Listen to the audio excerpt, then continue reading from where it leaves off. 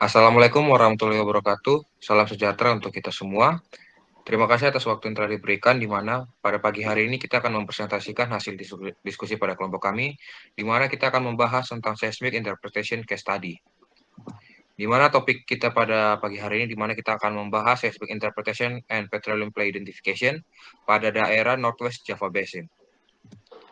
Berikut merupakan anggota dari kelompok kami, yang dimana ada saya sendiri, Amsal, dengan NIM 19017 sebagai ketua kelompok dengan subtim stratigrafi. Selanjutnya ada Sabil dengan NIM 19037 merupakan anggota kelompok dan subtim play identification. Selanjutnya ada Muhammad Devin dengan NIM 18106 merupakan anggota kelompok dengan subtim structures.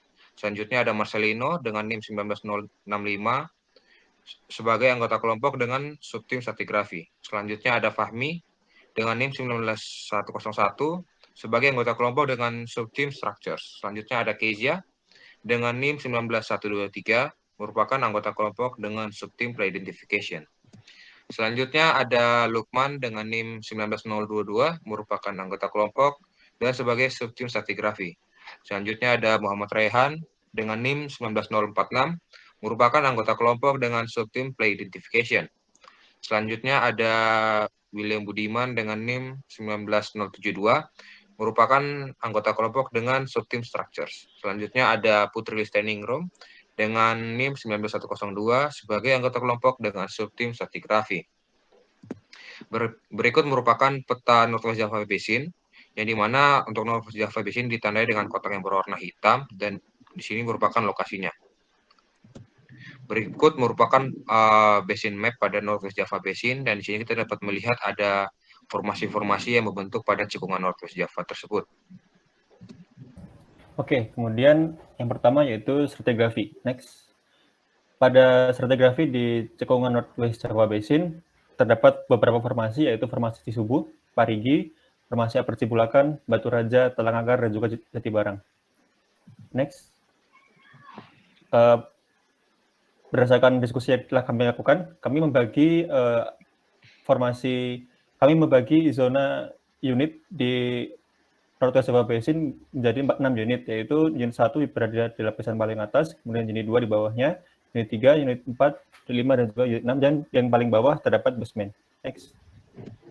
Pada horizon pertama, memiliki umur Quaternary sampai Pliocene, kemudian horizon 2 memiliki umur Late Pliocene, horizon 3 memiliki umur Middle Miocene, horizon 4 memiliki umur Early Miocene, horizon 5 memiliki umur Late Oligocene, dan juga yang terakhir horizon 6 memiliki umur Upper Pliocene hingga Late Oligocene. Next. Selanjutnya, identifikasi fase seismik. Berdasarkan diskusi kelompok kami membagi menjadi 5 seismik fasies dan basement. Seismik fasies 1 ditandai dengan warna kuning, seismik fasies 2 ditandai warna biru, seismik fasies 3 ditandai warna hijau, seismik fasies 4 ditandai warna ungu, dan yang terakhir seismik fasies 5 ditandai dengan warna coklat. Next. Dan terdapat carbonate build up yang berwarna biru muda. Next. Selanjutnya adalah dari masing-masing seismik fasies itu diinterpretasi berdasarkan amplitudenya, frekuensi, kontinuitas, konfigurasi, dan batas atas batas bawah, sehingga didapatkan lingkungan pengendapan dari zona lacustrine hingga shallow marine dengan arah pengendapannya yang mengalami perubahan. Next. Baik, secara seismic stratigraphy kelompok kami itu membagi menjadi 6 unit bersama basementnya. Mulai dari unit paling bawah adalah basement yang berada pada geological time scale Orthogenous, kemudian unit 6 yang pada geological time scale Oligocene. Terdapat 2 formasi pada unit 6 dan 5 adalah Talangagar dan Jatibarang. Kemudian pada unit 4 adalah formasi Batu Raja dengan geological time scale Early Miocene. Kemudian unit 3 terdapat Apercibulakan dengan geological time scale Middle Eocene. Kemudian unit 2 terdapat formasi Parigi dengan geological timescale late Miocene. Kemudian unit 1 terdapat formasi Cisupo dengan geological timescale Pleistocene dan Pliocene. Kemudian terdapat beberapa event pada unit dari stratigraphy tersebut, yaitu pada unit 6 terjadinya Grabenville, unit 5 kemudian unit 5 terjadinya Shin Rift dan Rift End. Kemudian pada unit 4 terjadinya Post Rift, unit 3 dan unit 2 terjadinya Shock Phase, dan kemudian pada unit 1 terjadinya Uplift dan Erosi. Next. Ya, selanjutnya merupakan structural geology dari Northwest Java Basin. Next. Ya, berikut merupakan structural map dari Northwest Java Basin. Next. Ya, berdasarkan penampang seismik yang diberikan, telah dilakukan interpretasi struktur pada penampang seismik, ditemui adanya dua pasang sesar normal atau normal fault yang ditandai dengan garis berwarna merah, dan juga ditemukan adanya kecenderungan sesar naik yang ditandai dengan garis berwarna kuning. Selanjutnya merupakan deformation history dan juga interpretasi dari seismik yang sebelumnya. Pada data seismik yang diberikan terdapat adanya dua normal fault atau sesar turun pada data tersebut yang saling berpasangan.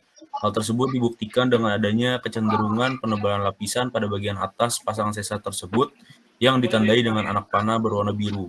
Didapatkan data sesuai yang terdapat pada tabel fault timing bahwa ketiga sesar tersebut terbentuk dalam waktu yang bersamaan, yaitu pada late Oligocene hingga Pliocene.